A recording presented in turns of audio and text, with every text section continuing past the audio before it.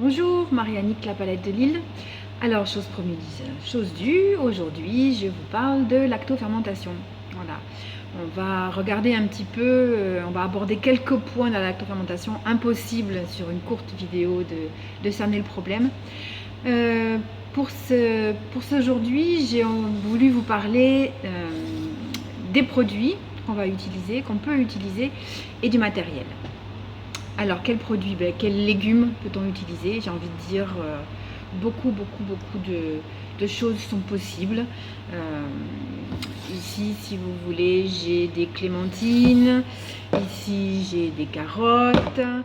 Là, j'ai un genre de ratatouille que j'avais fait l'été dernier. Là, j'ai mon chutney de pommes dont je vous ai parlé. Là, des pickles de légumes mélangés. Ici, du chou rouge avec du potimarron, des raisins secs. Donc vous voyez vraiment beaucoup de choses sont possibles. Et en ne pas oublier les plantes sauvages, là vous avez des boutons du laitron sauvage, laitron épineux, ça ressemble un petit peu à un pissenlit, c'est une famille du pissenlit, une famille de salade. Et là j'ai des inflorescences de taille des ours, je ne sais pas si vous le voyez, voilà, que j'ai fait en début du mois de mars. Et là j'ai aussi de l'ail lacto-fermenté avec un petit peu d'estragon. Voilà, celui-ci il a plus d'1 an, aucun problème. Alors, le principe d'avoir des légumes frais, bio le plus possible, en tout cas de très bonne qualité. Pourquoi frais? Parce que si vous utilisez des légumes qui vont être stockés dans votre frigo ou dans une chambre froide ou dans un cellier ou une cave, vous allez avoir les enzymes et les bactéries du lieu dans lequel les légumes ont été stockés. Et on n'a pas envie d'avoir ce développement de bactéries et d'enzymes là. En fait, le processus, quand même, il faut que je vous dise, le processus de la lactofermentation, c'est que les enzymes des légumes vont venir manger les glucides des légumes pour se développer, casser les molécules et développer pendant ce temps-là du gaz carbonique. Et ce qui va activer, et tout ce processus va activer la production de vitamines, le développement de minéraux, etc. etc. C'est pour ça que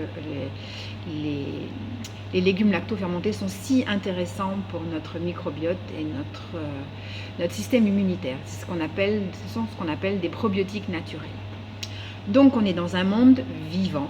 Donc dans ce monde vivant, on va essayer de nourrir et de faire se développer des bactéries qui ne soient pas pathogènes. Donc c'est pour ça qu'on va utiliser au maximum des légumes frais qu'on vient d'acheter ou qu'on vient d'aller cueillir dans le jardin. C'est encore l'idéal vraiment, parce que là vous savez ce que vous avez mis sur vos légumes. C'est parfait, c'est vraiment parfait. Le second produit qu'on va utiliser, c'est le sel.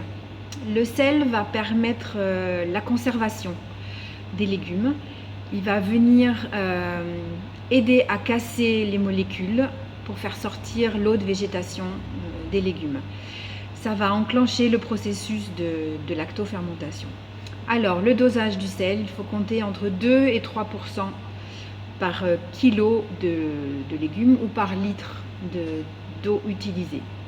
Si vous êtes comme moi au bord de la mer, vous pouvez utiliser de l'eau de mer si vous êtes dans un endroit qui n'est pas pollué. Vous pouvez aussi fermenter avec un autre sel, comme les sauces soja par exemple. Bon, ce sera à doser dans un second temps. Si pour démarrer, il vaut mieux que vous fassiez avec du sel de mer, le moins raffiné possible. Voilà.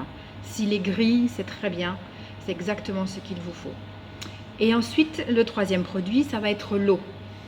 Si vous avez de l'eau filtrée, c'est parfait, c'est l'idéal. Si vous avez l'eau du robinet, c'est pas grave, il y a des solutions. En fait, l'eau du robinet, elle est protégée par le chlore, qui est un antiseptique. Donc, il faut, pour évaporer le chlore, la laisser reposer pendant 1 à 2 heures. Excusez-moi.